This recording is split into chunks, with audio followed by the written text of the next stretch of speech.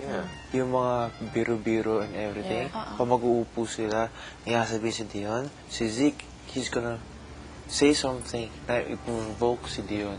Ibig sabihin, Badly. ano din siya? Kung ayaw ng babae provoke mo ko, kung ayaw ko, i-stop ko. Pero magkano din naman si Dion, di ba?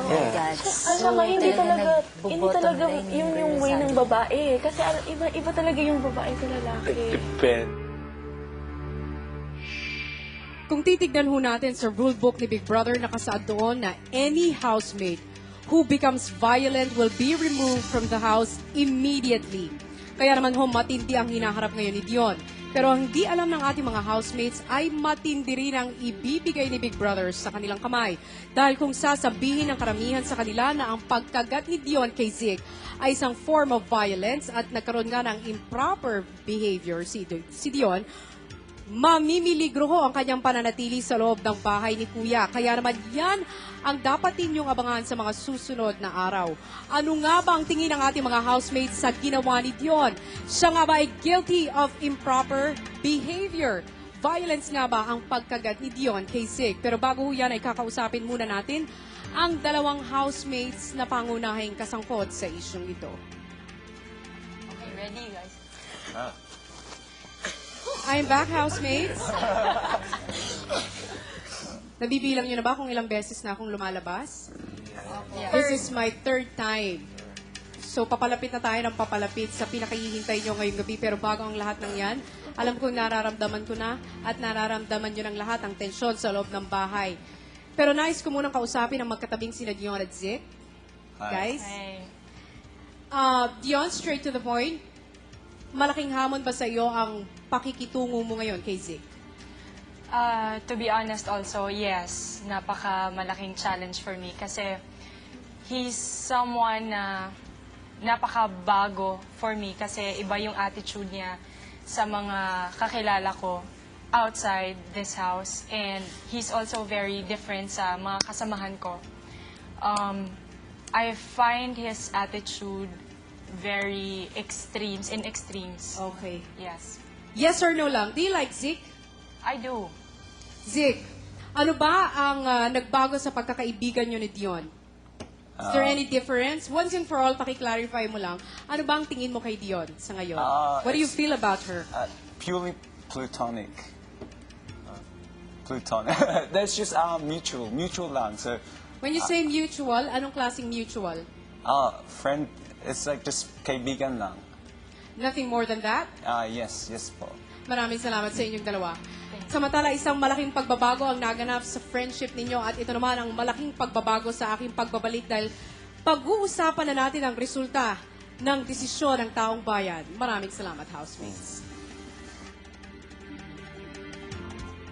Damang-dama na ho ang tensyon sa loob ng bahay ni Kuya maging dito sa Pinoy Big Brother Eviction Hall. Hindi ba, Bianca? Tama ka dyan, Tony. Mga kapamilya, nais kong ipaalam sa inyong lahat na sa puntong ito, meron na lamang tayong 1 minuto para bumoto. Bumoto ho kayo ng tama. Vote wisely kung sino nga ba kina Beatriz, Gian, Hasmin at Kian ang karapat-dapat na manatili sa loob ng bahay ni Kuya. Ito ba si Beatriz na naging mapagmahal sa kanyang mga housemates at nagbigay ng payo sa kanila? Ito ba ay si Gian na tumupad sa kanyang pangako at naging matatag sa loob ng bahay sa linggong ito? Ito ba ay para kay Yasmin na dinodo na talaga ang kanyang pakikisama sa mga kapwa housemates? O para kay Kian na naging maalaga at nanalo pa nga sa League Task Games na naganap kagabi? Ito din ang pagboto via text. You may also vote on our website online at pwede rin gamitin ang ABS-CBN vote cards. Baka magsisi pa kayo mga kapamilya kung maalis ang paborito ninyong housemate, kaya itodo nyo na talaga ang inyong pagboto. Sa puntong ito, meron na naman tayong 7, 6, 5, 4, 3. Voting is now officially closed mga kapamilya. Hindi na ho kayo pwedeng bumoto. Sino nga bang housemate kina Beatriz, Gian, Hasmin at Kian ang magiging kauna-unahang evictee ng season na ito? Ang kanyang pangalan, malalaman natin sa pagbabalik ng Pinoy Big Brother Season 2. Isang big beginning ang naghihintay para sa Big Four at big winner ng Pinoy Big Brother Season 2. A bigger residence awaits the big winner dahil bibigyan siya ng house and lot sa St. Monique Valley ng Globe Asiatic. Magiging big sa kabusugan ng big winner dahil sa engranding kitchen showcase courtesy of Whirlpool. Siguradong bigger ang future ng Big Four sa malalaking cash prizes na makuha nila courtesy of My Marble Tejido. Dahil una ang kalusugan. 200,000 pesos ang mapapanalunan ng fourth big placer. 300,000 pesos naman ang para sa third big placer. Second big placer will get 500,000 pesos. Certified big millionaire ang big winner with 1 million pesos. Big time rin ang dating ng big winner pag napasa kanya ang kanyang brand new car. Bigger opportunities will continue even after PBB2 dahil magkakaroon ng sariling business franchise ang big winner ng Crystal Clear Water Store from SolarX. All drinking water should be crystal clear. At big jet setters ang Big Four with their big package tours around the world from Polo Air Travel and Tours. Hong Kong package for 2 ang mapapanalunan ng fourth big placer. At 3-city package tour for 2 in Bangkok, Singapore, and Hong Kong ang makuha ng third big placer. Mag-e-enjoy ang second big placer sa kanyang US package tour for 2 in San Francisco, Los Angeles, and Las Vegas. At siguradong happy ang trip ng big winner sa kanyang big European package tour for 2. Bigger talaga ang prizes sa bigger season ng nag-iisang teleserye ng totoong buhay, ang Pinoy Big Brother Season 2.